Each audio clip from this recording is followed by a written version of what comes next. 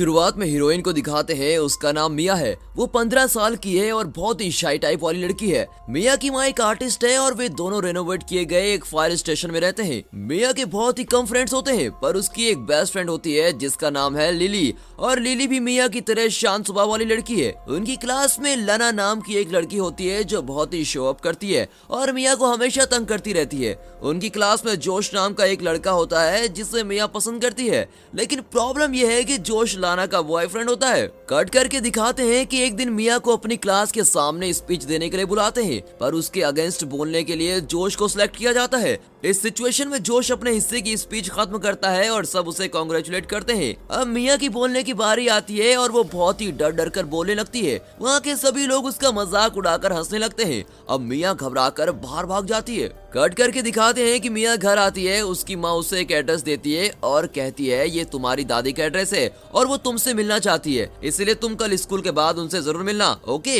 ये सुनकर मिया को बहुत ही गुस्सा आता है। वो कहती है हम इतने सालों से यहाँ कितनी मुश्किल से गुजारा कर रहे हैं, हमारे पास तो ढंग का घर भी नहीं है, हम जिंदा हैं या मर गए उन्हें तो हमारी कोई फर्क ही नहीं पड़ी, अब तक उन्हें हमारी याद क्यों नहीं आई, और अब अचानक दादी मुझ पर इतना प्यार क्यों दिखा रही है, मैं उनसे कभी नहीं मिलूंगी। पर उसकी माँ उसे प्यार से समझाती है और किसी तरह उसे कन्विंस कर लेती है। कट करके दिखाते हैं कि अगले दिन स्कूल से वो सीधे उस एड्रेस पे जाती है। वहाँ दादी का घर नहीं होता बल्कि एक बहुत ही आलीशान बंगला होता है। वहाँ कोट पहने हुए कुछ नौकर आते हैं और मिया को अंदर लेकर बिठाते हैं। कोट सूट में उन्हें देखकर मिया सोचती है अरे दादी तो बहुत ही ऊंची लेवल की लगती है। वो कंफ्यूजन में बैठी होती है कि तभी उसकी दादी उससे मिलने आती है और बाद में उससे पता चलता है कि उसकी दादी क्लाड से जिनेवा राज्य की रानी है। ये जानकर तो मिया हैरान हो जाती है। क्लाड से कहती है तुम्हारे पिता इस राज्य के राजकुमार थे, पर कुछ साल पहले उनका देहांत हो गया। अब तुम ही जिनेवा राज्य की प्रिंसेस हो और मैंने तुम्हें इसीलिए यहाँ बुलाया है कि तुम राज्य की जिम्मेदारी को संभाल लो। मिया चौंक कर पूछती है दादी आप जरूर मजाक कर रही है ना। उसे बिल्कुल भी विश्वास नहीं होता, पर क्लाड के मुंह से पूरी कहानी सुनने के बाद उसे यकीन हो जाता है कि वही जिनोविया की प्रिंसेस है। क्लाड से कहती है तुम जल्दी प्रिंसेस की जिम्मेदारी संभाल लो, फिर देखो तुम्हारी तो जिंदगी बदल जाएगी। मिया पूरी तरह कंफ्यूज हो गई होती है। वो अचानक ये सब एक्सेप्ट नहीं कर पाती और कुछ बहाना कहकर वहाँ से निकल जाती है। कट कर दिखाते हैं कि वो सीधे घर पहुँचती है और माँ से पूछती है कि माँ आपने इतने सालों से मुझसे ये सारी चीजें क्यों छुपा कर रखी, प्लीज माँ सब सच बताओ। उसकी माँ कहती है मेरे और तुम्हारे पापा का डाइवोर्स हो गया था और तुम्हारी दादी चाहती थी कि तुम कुछ साल एकदम एक आम लड़की की तरह रहो, और उन्होंने फैसला किया था कि 18 साल की उम्र में तुम्हें प्रिंसेस बनाकर जेनेवा की राजमहल में ले जाऊंगी, पर अचानक तुम्हारे पापा का देहांत हो गया और इसीलिए तुम्हें वो अभी ले जाना चाहती है। अब कट करके दिखाते हैं कि अगले दिन क्लाड से मिया के घर आती है और कहती है मैं दुनिया के सामने ऐलान कर देना चाहती हूँ कि तुम ही जेनेवा की राजवंश की अगली वारिस हो, पर उससे पहले तुम्हें इस बात की ट्रेनिंग लेनी पड़ेगी कि एक प्रिंसेस को कैसे उठना बैठना चाहिए, कैसे चलना चाहिए और कैसे बिहेव करना चाहिए। इसके बाद ही मैं ये ऑफिशियल अनाउंसमेंट कर पाऊंगी। मिया ट्रेनिंग लेने से मना कर देती है, पर उसकी माँ उसे समझाती है कि तुम पहले वो ट्रेनिंग लेकर तो देखो, अगर ट्रेनिंग के बाद भी तुम्हारा ख्याल नहीं बदला तो तुम वहां मत जाना। अब मिया भी कन्विंस हो जाती है। कट करके दिखाते हैं कि मिया के लिए उसकी दादी ने एक स्पेशल सिक्योरिटी स्पेशलिस्ट रखा होता है जो उसे स्कूल ले जाता है। इतना ही नहीं, दादी ने उसे वो कार भी गिफ्ट कर दी होती है। स्कूल से लौटते वक्त वो लिली को भी कार में लिफ्ट देती है। लिली कार को देखते ही उस पर बड़ी फिदा हो जाती है। वे सीधे एक कार शेड पर जाते हैं जहाँ मिया ने अपनी पुरानी कार रिपेयर के लिए दी होती है। उस कार शेड में लिली का भाई काम कर रहा होता है जिसका नाम माइकल है और वही इस मूवी का हीरो है। माइकल मिया से एक तरफा प्यार करता है और मिया को इस बात की कोई खबर नहीं होती। कट करके दिखाते हैं कि मिया अपनी प्रिंसेस ट्रेनिंग में बहुत ही बिजी हो जाती है। ट्रेनिंग के दौरान सर से पांव तक उसके लुक्स को चेंज करने की बात चल रही होती है। यही नहीं, एक प्रिंसेस के नाते उसे सिखाते हैं कि कैसे बिहेव करना है, कैसे चलना चाहिए, कैसे बैठना चाहिए और कैसे क्लीन होना चाहिए और कैसे खाना चाहिए, और इस तरह की कई चीजों पर उसे ट्रेन किया जाता है, पर वो भी सब कुछ ठीक से सीख नहीं पाती। कट करके दिखाते हैं कि अगले दिन उसे डांस की ट्रेनिंग दी जाती है, फिर उसे टेबल मैनर्स सिखाते हैं। वो धीरे धीरे सीखने लगती है और इस तरह वो रोज स्कूल के बाद दादी के घर आकर ट्रेनिंग ले रही होती है। इस वजह से वो लिली के साथ वक्त नहीं गुजार पाती। और दूसरी ओर उसकी दादी ने इटली से कुछ फेमस ब्यूटिशियंस को बुलाया होता है जो उसके मेकअप और हेयर स्टाइल पर काम करेंगे। वे मिया के आईब्रोज और बाल ठीक करते हैं और उसका फेशियल भी करते हैं। इस प्रोसेस के दौरान वो और भी सुंदर दिखती है। वे उसका चश्मा तोड़कर उसे कॉन्टेक्ट लेंस पहनाते हैं और अब वो सच में प्रिंसेस लगती है और ये देखकर दादी बहुत ही खुश हो जाती है। वो ब्यूटिशियंस को वार्न करती है कि इस बात की किसी को भी खबर नहीं होनी चाहिए। कट करके दिखाते हैं कि अगले दिन मिया लिली को पिकअप करने जाती है। उसे देखकर तो लिली बिल्कुल हैरान हो जाती है, पर उसे बुरा भी लगता है कि मिया आजकल उसके साथ ठीक से बात नहीं करती। इस वजह से दोनों में थोड़ी अनबन शुरू हो जाती है। वो मिया से कहती है, इस तरह तुम दिन ब दिन सुंदर होती गई तो हमारी फ्रेंडशिप भी कट हो जाएगी, इसलिए तुम आगे से अपने बाल इस टोपी के अंदर छुपा कर रखना और टोपी पहनकर स्कूल आना, समझी। मिया उसकी बात टाल नहीं पाती और टोपी पहनकर स्कूल आती है। अब लिली को शक होता है कि किसी वजह से मिया उससे बहुत दूर जाने वाली है। इस वहम के कारण दोनों में आर्गुमेंट होती रहती है। आखिर में मिया उसे सारी सच्चाई बता ही देती है और ये सुनकर तो लिली शॉक ही हो जाती है और खुशी के मारे चिल्लाती है कि क्या मैं इतने दिनों से एक प्रिंसेस के साथ चल रही थी, ओह माय गॉड। मिया कहती है ठीक है चिल्लाओ मत, प्लीज चुप हो जाओ और तुम मुझे प्रॉमिस करो कि ये बात किसी को नहीं बताओगी। लिली प्रॉमिस करती है कि वो ये गुड न्यूज किसी को नहीं बताएगी। कट करके दिखाते हैं कि दोनों स्कूल पहुंचते हैं। क्लास में लाना जबरदस्ती मिया की टोपी उतरवाती है। टोपी निकालते ही सभी स्टूडेंट्स मिया का नया रूप देखकर हैरान हो जाते हैं। कट करके दिखाते हैं कि अगले दिन मिया स्कूल जा रही होती है और तभी रास्ते में उसे माइकल मिलता है। दोनों मजे से बातें करते हुए चल रहे होते हैं।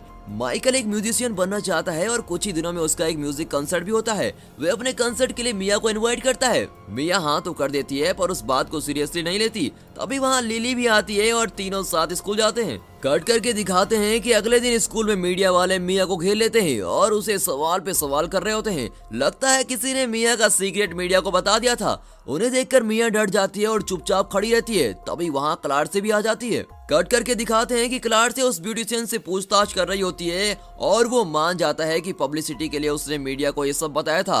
अब पूरी दुनिया को पता चल गया होता है कि मिया जेनेविया की प्रिंसेस है।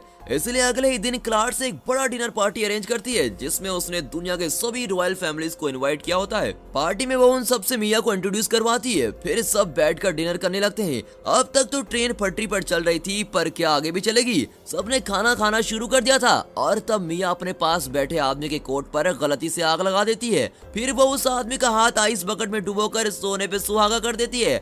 इतना ही नहीं, मिया स्पून से ठीक से खा भी नहीं पाती और उसकी प्लेट से फ्रूट्स फिसलकर नीचे गिरने लगते हैं। उन्हें निकालने के लिए वो नीचे झुकती है और पीछे खड़े वेटर को गलती से धक्का दे देती है।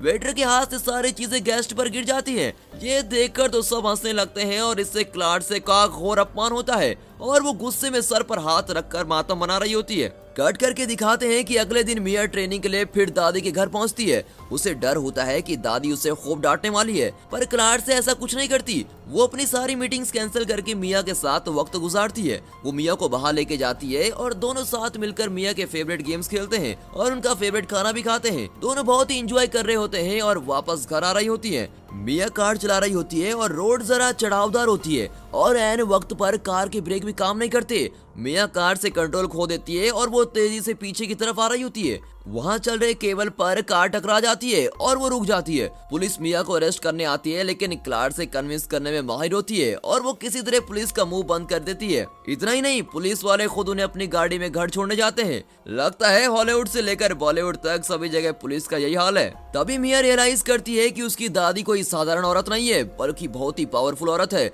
जो कुछ भी कर सकती है। वो क्लार्क से कोई काबिल रानी मानने लगती है। कट करके दिखाते हैं कि अगले दिन स्कूल में छोटे बच्चे मिया का ऑटोग्राफ ले रहे होते हैं। अब तक जिस लड़की को कोई नहीं जानता था वो अब पूरे स्कूल में पॉपुलर हो गई होती है। उसे तंग करने वाली लाना भी मीडिया वालों से कह रही होती है कि मिया मेरी बेस्ट फ्रेंड है। इतना ही नहीं, जोश जो अब मिया को देखा भी नहीं करता था वो अब मिया के पास आकर कहता है कि इस सैटरडे को होने वाली बीच पार्टी में तुम जरूर आना, ओके।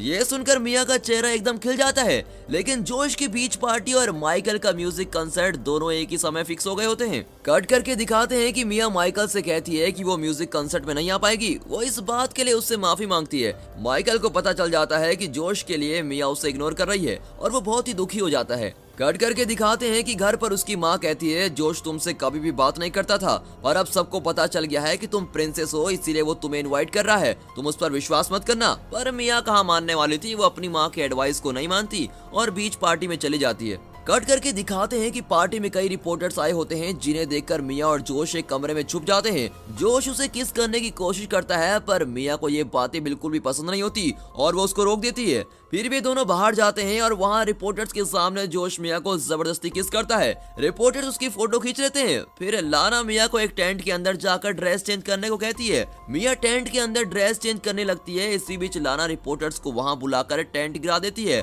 और मिया घबरा जाती है क्योंकि उसने सिर्फ एक टॉवल पहना होता है। रिपोर्टर्स इस हालत में भी उसकी फोटो खींच लेते हैं और इस इंसल्ट को वो सह नहीं पाती और उन सब पे चिल्लाती है। फिर वो किसी तरह वहाँ से बचकर घर जाती है।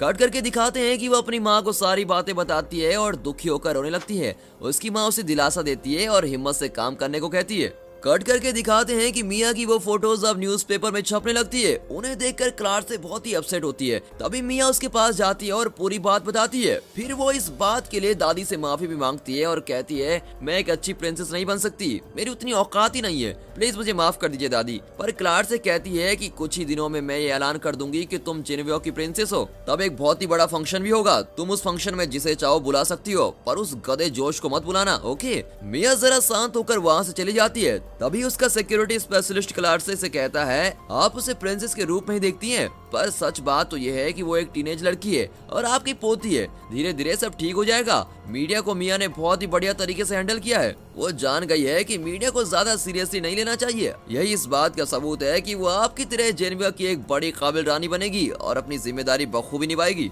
कट करके दिखाते हैं कि अगले दिन मिया लिली से मिलती है और म्यूजिक कंसर्ट के न आने पर उससे माफी भी मांगती है। फिर दोनों पहले की तरह बातें करने लगते हैं और मिया उसे उस बड़े फंक्शन के लिए इनवाइट भी करती है। फिर दिखाते हैं कि वो माइकल के पास जाती है और उससे भी माफी मांगती है। फिर वो उससे अपने फंक्शन पर इनवाइट करती है, पर माइकल गुस्से में कहता है कि मुझसे ज्यादा तो तुम्हारे लिए जोश इम्पोर्टेंट है ना, उसे इनवाइट करो, और ऐसा कहकर वहाँ से चला जाता है। अब दिखाते हैं कि शाम को क्लार्क से मिया से मिलती है और कहती है कि मैं उस दिन तुमसे बेवजह नाराज हो गई थी, उसके लिए मुझे माफ कर दो। जब तुम जेनेवा की प्रिंसेस के रूप में शपथ लोगी तो उस समय तुम्हें एक स्पीच भी देनी है, तुम इसकी तैयारी भी कर लो। और ये डायरी तुम्हारा गिफ्ट है जो तुम्हारे पापा तुम्हें 16वें बर्थडे पर देना चाहते थे। और डायरी लेकर मिया घर चली जाती है। कट करके दिखाते हैं कि सब कुछ इतनी तेजी से होने की वजह से मिया बहुत घबराई हुई होती है और कंफ्यूज हो गई होती है। प्रिंसेस बनकर स्पीच देते वक्त कुछ गलत कह दिया तो सबके सामने उसकी दादी का बहुत ही अपमान हो जाएगा और ऑलरेडी उसकी वजह से उसकी दादी की बहुत इंसल्ट हो चुकी होती है। इसलिए मिया शहर छोड़कर भाग जाने का फैसला करती है।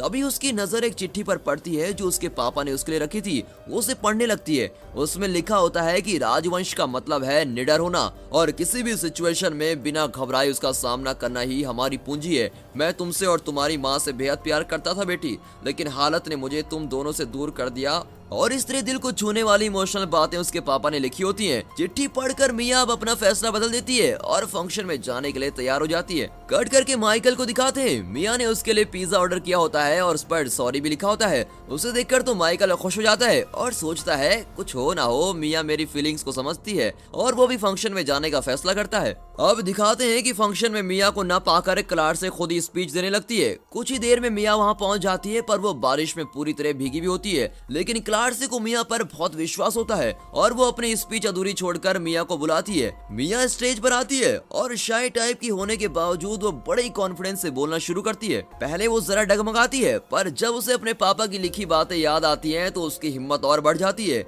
और वो बेझिझक बोलने लगती है। उसकी स्पीच सुनकर सब बहुत ही इंप्रेस हो जाते हैं। स्पीच के अंत में वो ऐलान करती है कि मैं जेनेवा की प्रिंसेस हूँ। तब क्लार्क से आकर मिया के सर पर ताज रखती है और सभी मिया की जय जयकार करते हैं। फिर मिया अंदर जाती है और प्रिंसेस की ड्रेस में बाहर आती है।